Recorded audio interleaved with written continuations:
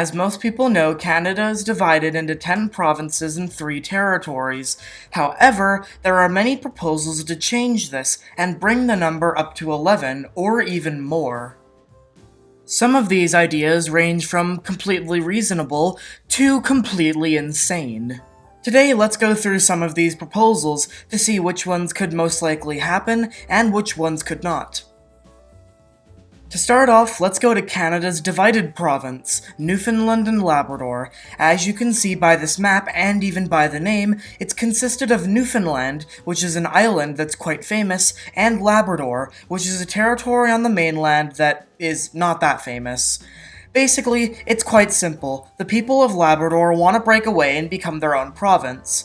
Regional pride here is pretty strong. They have their own anthem, flag, motto, coat of arms, and a proposed capital, so it's clearly an area that has a lot of feelings towards itself, and that wants greater autonomy already.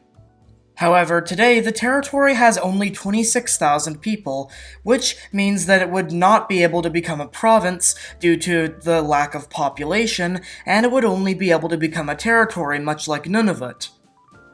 Moving on, we have the territory that is named Nunavik. This is a very confusing name, but basically it wants to be a carbon copy of Nunavik. Some people even want to join. One of Nunavik's islands even already borders this area, and this area has its own local government, which can't be said for Labrador. And of course their flag. Yeah, it's just their logo put onto a white banner. What else did I expect? The territory has about 2,000 people, which is extremely limited. It's less than my school. Moving on, we have Nunavik. By the way, could someone explain what Nun means in, like, the Inuit language or whatever? Because we have Nunavut, Nunatsiavut, and now Nunavik. I am really confused. But anyways, this is an area that has historically not liked being a part of Quebec. This is because they have a very distinct local culture, but they don't have their own separate autonomous status in Quebec, and they don't want their culture to be influenced by French-Canadian culture, which I totally understand. So yeah, the locals here have a pretty good case to separate from Quebec. By the way, they also have a flag, and it looks pretty good. Feels like something you might see, though, in Game of Thrones or something. Next, we move right next to the nation's capital with the proposed province of Northern Ontario. This would take a big chunk of Ontario away from it, but it wouldn't take a big chunk of Ontario's population away. Northern Ontario only has 700,000 people, which, yes, would be enough to become a province, but is not that much compared to Ontario, considering they have cities like Ottawa, Toronto, Windsor, and fake London. Next we move on to BC, with the proposed province of Vancouver Island. I can't really find a reason for it to become a province, especially because it hosts the British Columbia capital, but there was a political party called the Vancouver Island Party that was deregistered a while ago by Elections BC, but they do still exist, and their aim is to make Vancouver Island the 11th province. This is quite an interesting one, considering I went there and I saw a lot of this flag, which I explained in a previous video is the flag of Vancouver Island. Or was. It's not official anymore. But yeah, not really much else to say about this. Alright, strap in, because this next entry is gonna be a bit of a wild roller coaster. The Turks and Caicos Islands are a group of islands south of the Bahamas, which are a UK overseas territory today. They are basically a mini version of the Bahamas, and are a popular cruise port. But why mention them in a video about Canada? Well, because they almost became part of Canada. The idea dates back to 1917, when Canadian Prime Minister Robert Borden first proposed the idea to the UK, but they eventually said no. Later as well, the Turks and Caicos Islands in the 1970s wanted their independence after seeing their neighbor the Bahamas get it. However, they were not able to. This was because they were a very tiny island with not much space, and also because they had a tiny population. Then the idea was proposed to the UK to join Canada. Surprisingly, the UK gave the go-ahead, and the Canadian government was also interested. Also, polls show that at the time, 82% of Canadians supported the annexation, and over 90% of Turks and Caicos also supported it. The only reason the idea never went through was just because the Canadian government was too occupied with other things at the time. This was around the time when Pierre Elliott Trudeau was in office. Canada had also signed a new independence deal with the UK, and terrorists in Quebec were causing quite a stir.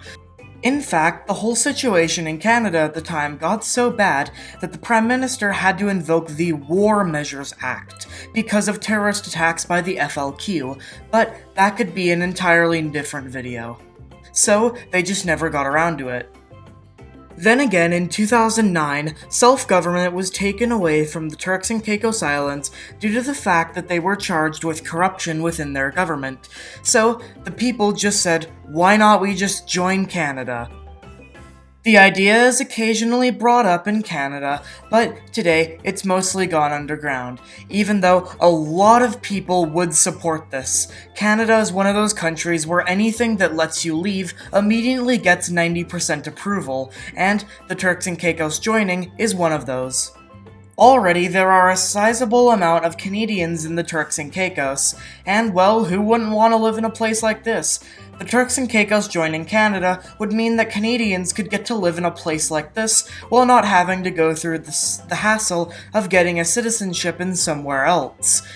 It's definitely a place I would want to go, so I definitely support this movement, although the British Overseas Act of 2002 kind of put an end to it because many people now have their own representation in the Turks and Caicos, and that's all they really wanted.